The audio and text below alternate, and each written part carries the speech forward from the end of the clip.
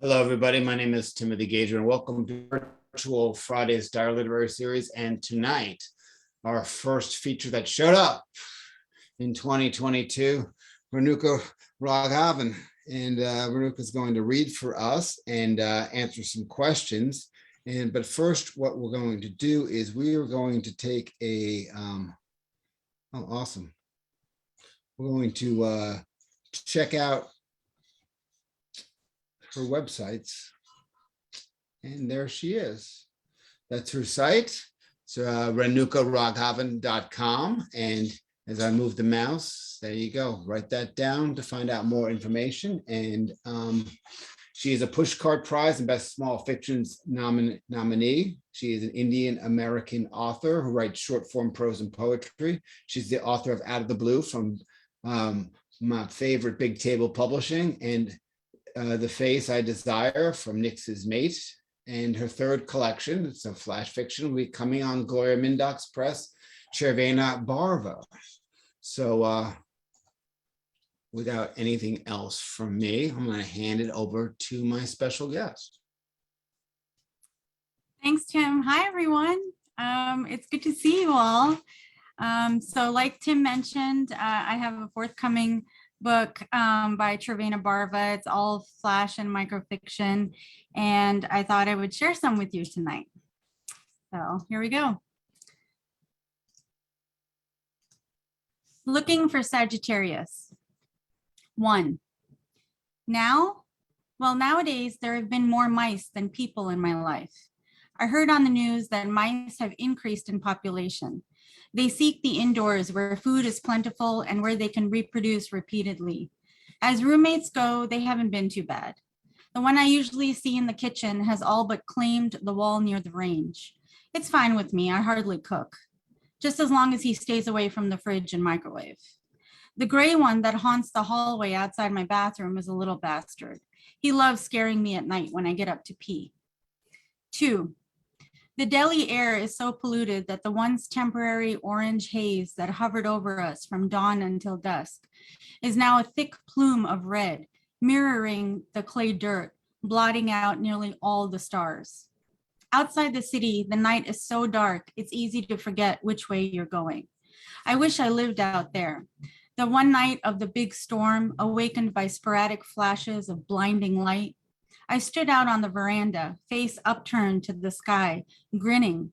Vishnu was probably taking screenshots of Earth to show Brahma and Shiva later, so they can all share a laugh over the pathetic frailty of our existence.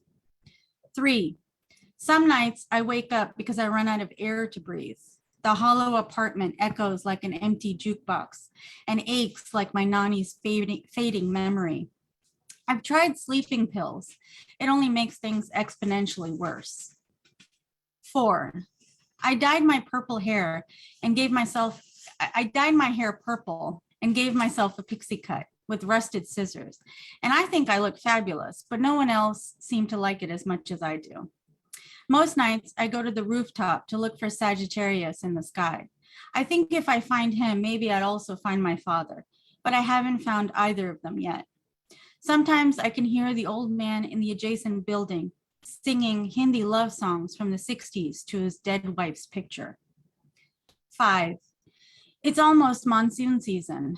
It seems to come earlier and last longer with each passing year. I can taste the rain in the air as early as May. The last of the mango crop is finally ripe enough to eat. The fruit vendor sold out in minutes, everyone clamoring for something good, something delicious. Maybe that's why when I cut into one, a mouse scurried away with a quarter of my mango. He deserves something sweet too. En route to the happiest place on earth. On the last day of our family vacation, we wake up an hour late. By the time we board the shuttle bus to the amusement park, it is packed. There aren't enough seats for the 3 of us to sit together. So David takes Lily and they find 2 seats together in the back. I find a lone seat at the front of the bus and wedge myself in between another family. It's a bumpy, nausea-inducing ride as the bus skirts the artificial harbor, rocks past an endless line of souvenir shops before coming to a stop in a long line of other vehicles waiting to pull into an available parking spot. Given it's the peak of summer, this could take a while. David and Lily are talking to each other, something funny and light that makes Lily's face brighten. I wave, trying to get their attention, but it's no use. The young son in the family next to me decides to sing. He's wearing a Mickey Mouse t-shirt and singing a song with little fart noises in it that makes his younger sister snort and giggle shamelessly. His mom snaps at him, but he ignores her. After a few moments, Dad steps in, giving the kid a sharp jab with his elbow that jolts the young boy into silence and prompts him to sit ramrod straight like a rocket awaiting liftoff. There's a faded, nearly indiscernible tattoo on Dad's forearm. Whatever it is, it has enormous, grotesque teeth. Coyotes. Fearless, this pack sees me again on the dirt path, bypassing the tall thicket of grasses that stand on end like stubborn morning hair. They huff and puff, and they snicker and snort like the vulgar boys of my youth who clung to the chain link fence, disrupting my swim meet with their, "Hey babe, my vanilla needs some caramel on top," and "Hey babe, ditch the suit." But these dogs are far more cunning. They are the ruling street gang with their brindle fur and drone-worthy night vision. These dogs spurn my feckless gestures and unconfirmed prayers. They motion to each other, slow and terrible, a silent lexicon unknown to me. But they don't mess with me. They let me pass this time. So I'm gonna end actually with this one. It's called Nothing Resplendent Lives Here, which is also the title of the upcoming book. Nothing resplendent lives here. People never come to the oasis because it was a destination or because it had been their plan all along. It was usually a combination of bad luck and a lack of other options that brought them to me. Most arrived angry, some in tears, and some are so messed up they have to lean against the wall to pull out their wallets. I treat them all the same, firm but kind. I figured they deserve that much at least. I smile at the beginning when they check in, and as long as they haven't trashed the room, I smile when they return the key and check out. The porn channel is always an extra $50. One morning around 3 a.m., as I was hosing down the parking lot, a man came out of the room on the first floor. Shirt half buttoned, pants unzipped, boots barely on right. He got into his car and sped away, leaving the door to his room wide open. I stood there waiting for someone inside the room to close it. But when that didn't happen, I walked over and peeked inside. A nude woman lay on the floor at the foot of the bed. I didn't realize what I was looking at until it was too late. It was past dawn by the time the police arrived. Their questions hypnotized me, but I wasn't much help. I walked back to the parking lot since the sun was out, and even though it was useless for warmth during this time of year, I still like the feel of light on my skin. Its gentle pressure keeps me from thinning into nothing, like a single drop of blood, lost and diluted in an endless sea. Thanks, Tim. Thank you guys for listening. Thank you so much, Renuka. That's some wonderful work. And so I'm going to ask you a little bit about that work. It seems that you incorporate nearly all of the senses in everything that you read tonight. Do you do that intentionally? Like, I need to add all 5 of the senses, or does that just kind of come out naturally in your writing? I don't know if I intentionally do it in each and every story, but I do know if I'm writing and I'm stuck and I'm not sure where to take it next, I ask myself, okay, what else is happening in this room or in this scene? What am I looking at, or what is the character looking at? What are they smelling? What are they looking like? So that tends to go in, and then that kind of gets me over that hurdle and kind of lets me finish. Do you have a go-to sense? No. sometimes sometimes hearing is stronger than vision. I don't know. I don't know. It varies. It depends on the story, I would say. Yeah, I mean, I was definitely drawn to your visuals, which is, of course, that's the easiest one for writers to do. But just when you were doing the coyotes and describing the coyotes and the coyotes' fur, like that was kind of like, you know, that just really worked for me. Thanks. But your flash fiction, right? What do you find is the relationship between when you write poetry, because you're a poet also, what is your relationship between the two? Do you have a personal relationship with your poetry or your flash fiction, or they come from different spots in your head, or? Um, I guess they do.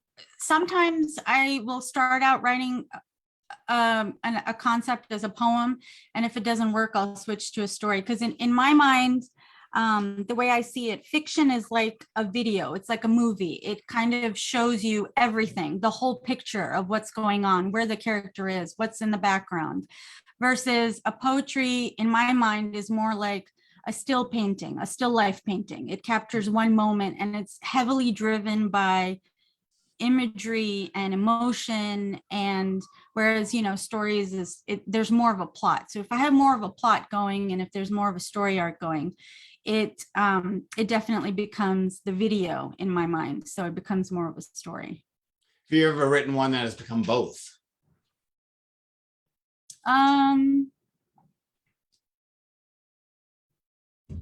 I mean, I guess some of them could be considered prose poetry and some could be considered micro. I have editors who have said, you can submit this under prose poetry. I guess it just depends on the reader, but no, yeah, they could, it straddles both the lines, I would say. Now, have you ever written, do you write longer short stories or any longer forms? And what's the longest piece that you've finished? I do write longer. One that I have finished, I'm working on a novella right now, a flash novella. It's my first. So, and right now I'm at, I think, 16 pages. So, but yeah. Do you have a system when you write it, or do you just sit down and like, I'm going to write until I'm done today? The novella, or just writing in general? Well, how about we spread it out? First, we'll ask about the novella, and do you do it the same way with other forms? The novella, in my mind, I had like an outline going, so I knew what I wanted to write about in each of the flash pieces. So it worked out that way. As far as general writing, I've tried to sit and write every day and be very principled about it. I just find that while the quantity increases, the quality doesn't necessarily go up. So I kind of just let it come to me. If I get a great idea, and it happens in the worst possible places, like I'm waiting in the car waiting to pick up my kids, and I'm like, oh, that would make an awesome story. So it comes at the worst times, but I just let it come to me. And then that's when I sit and I write. I got a question from Cheryl Pappas, who said, first of all, she loved what you read tonight. And do you ever write about your immediate town as a setting? And she's wondering if you've ever experimented with that. I do, actually. So I wrote about my street. I changed the name of the street. I called it something else in our town. Cheryl lives near me, by the way. She's my neighbor. And I think that was published in Bending Genres. So you would probably recognize it, Cheryl, if you were to read it. You'd feel like, I know that street. But yeah, I do it all the time, except I usually change names. Bending Genres, is that the Robert Vaughn? Yes. Yes, good old Robert. Yeah. He's awesome. Yep. Jeff asked, do you have any advice on how to market an independent book, or to promote it at least? Oh, gosh. I really don't, other than social media. And I think publishers really help to have strong publisher backing, because they take on a lot of that burden and they help market. For this one that's coming out, I decided that I'm going to put it all out there as much as I can. So if there's a book award or a contest or something like that I think mine can fit in, I'm just going to go for it and do it. I do send quite a few copies out to, within to other writers in my network. And they're usually kind and they share reviews online. And the more reviews you get, the more people and eyes you get looking at it. So that helps. But no, I don't really have any marketing secrets. John If you asks, tell me. John asks, what is a flash novella and how do you or how will you structure it?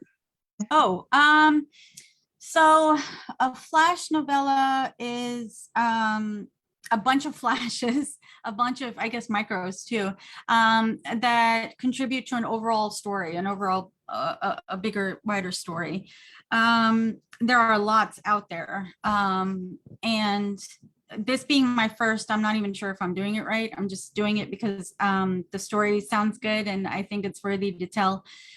So the way I'm doing it is, like I said, I've outlined kind of the story and where I want each section or each chapter to pick up. Each chapter is a flash in itself. So if you were to read it on its own, it could be a standalone story, but if you read it all together, it makes more sense. It's a more cohesive picture. Yeah, so did that answer your question? Good answer. The other piece I'm thinking about is you were talking about people in my writers network might have seen this. Do you write with other people? And how big is the network? And do you have more than one network?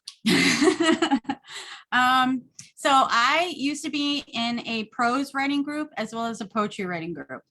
And my prose writing group kind of dismantled because the place where we were meeting closed and then people moved. So the prose writing group is no more, but I have an excellent poetry writing group that has Gloria Mindak and Karen Friedland in it. And we meet regularly and we read each other's work and we give each other feedback. I do need one for prose. I'm missing a group for fiction, although these ladies do a wonderful job giving me feedback. But yes, I highly recommend writing in a group. I think it's wonderful. And when it was first suggested to me, it was suggested by Robin, my first publisher. And I was like, are you kidding me? So instead of just having an editor, one person tell me that my story is bad, and I'm going to have a whole group of people telling me that my story sucks. But it works out. It worked out wonderfully. And the feedback that you get is just, it's wonderful. And I love my poetry group. I would be lost without them. Now, do you have a main person that you trust in this group? You don't have to name them. For example, like maybe you want to, on the side, send them something because you think that do you have a one go-to person? Well, I guess my one go-to person would actually be my daughter. She hears everything that I write. She's my beta reader. I read everything to her out loud and her instincts are just spot on. She's like, Mom, this doesn't work. Don't do that. Or yeah, that works out fine. So she hears everything out loud. But as far as written feedback and kind of getting into the more technical aspects of the story, I mostly send it out to Gloria and Karen. Yeah, they're about it. They're the ones that always read my work.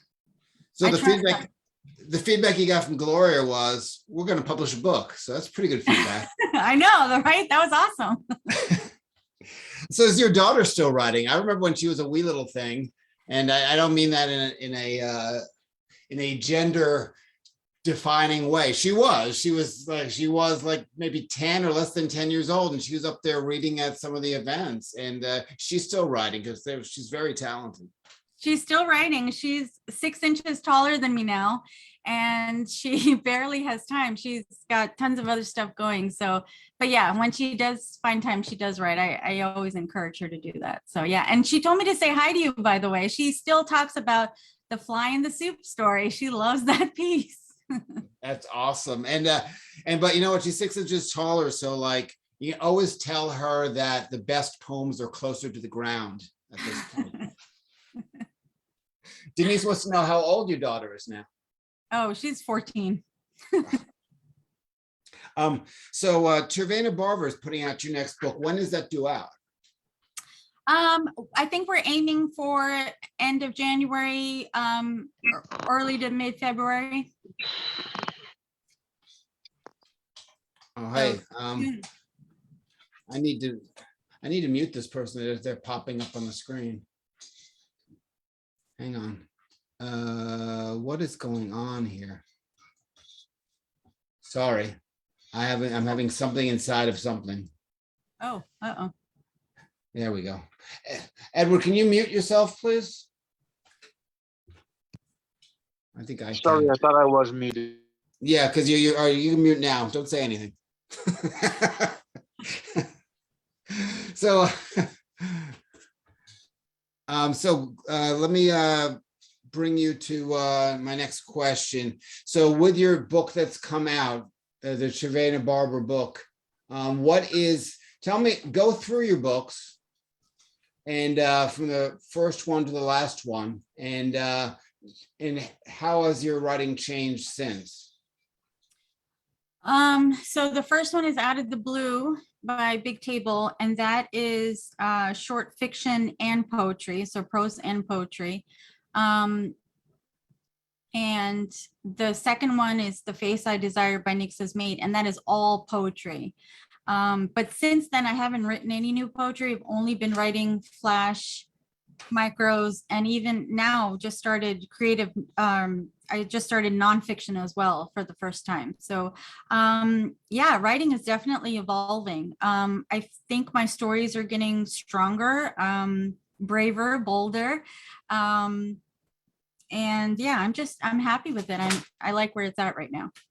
So what's your nonfiction book about? Oh, it's not a book yet. It's just a few flash nonfictions right now. So as you further yourself in the flash fiction world, the flash fiction world is a very interesting world to be in. Who are your favorite and who do you feel are the best flash fiction writers out there now? Oh my gosh. That's like asking the most impossible question, Tim. There are so many. There are so many. We're not going to ask you for the best. How about who do you really like? Oh gosh. I like Nancy Stolman's work. I like Kathy Fish's work. I like Sherry Flick. I love Cheryl's work with hermit crab stories, which I'm looking to get into. She does remarkable stuff. Oh gosh, who else? I love Paul Beckman, Robert Scodolero, Francine Witt. I'm blanking at names, but there are just a ton of great flash writers out there. Have you ever gone to New York and read at Paul's series? I did. Yeah, I did. I got to go and I actually read with Francine and Craig Fishbrain, who's also another great flash writer, at my very first reading there. And then I've done like virtual ones since then. All right. And you also read at the very last Dire Literary Series that was live in 2018. That was some fun night. That was awesome.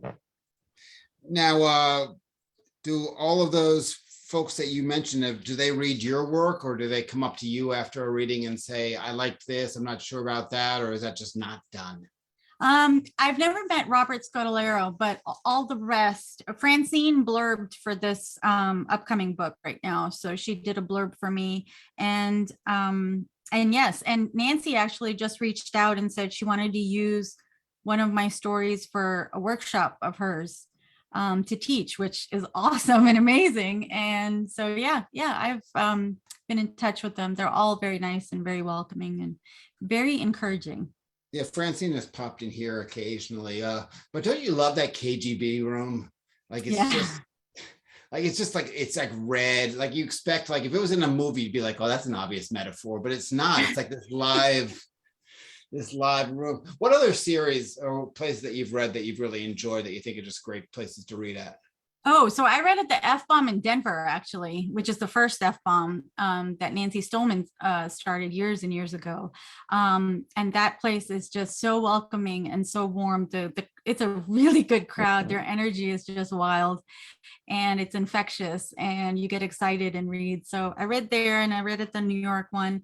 Um, let's see, what else?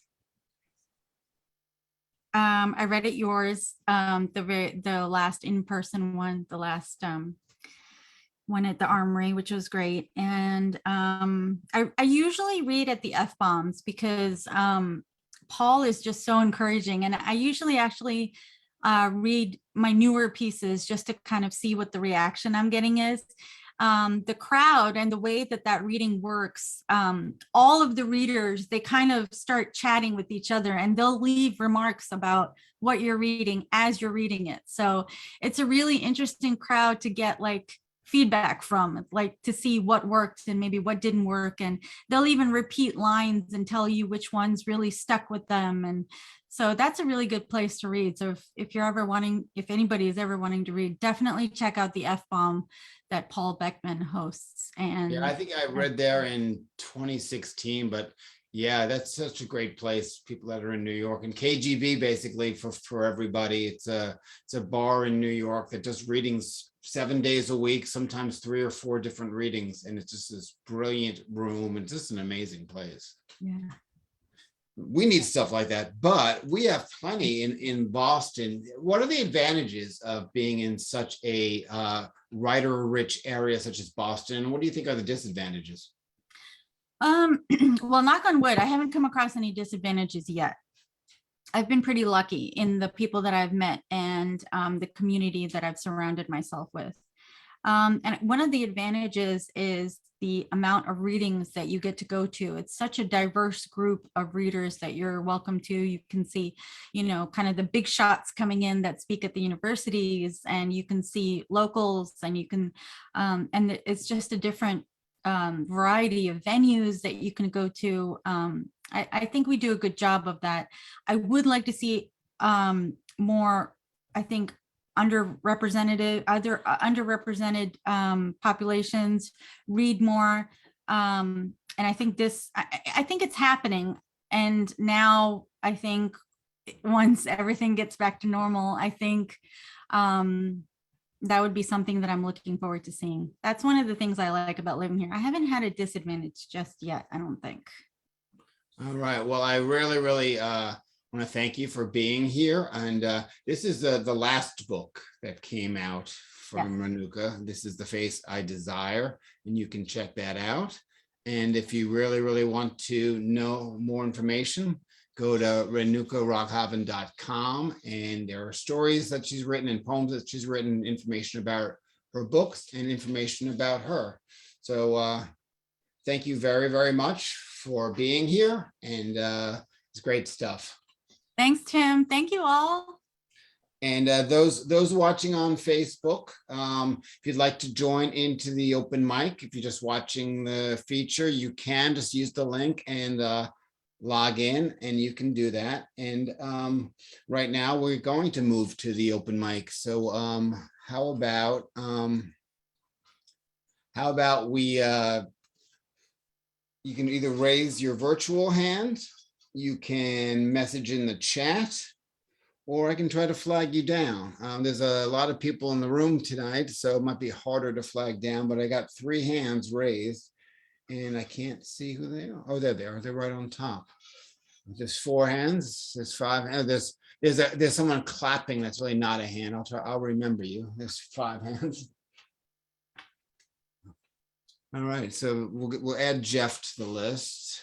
There's Jeff and Jeffrey, and I always feel like I'm doing romper room now. All right, so how about we start with the first hand raised every week, Mr. John Wessick. Hey, thanks, Tim.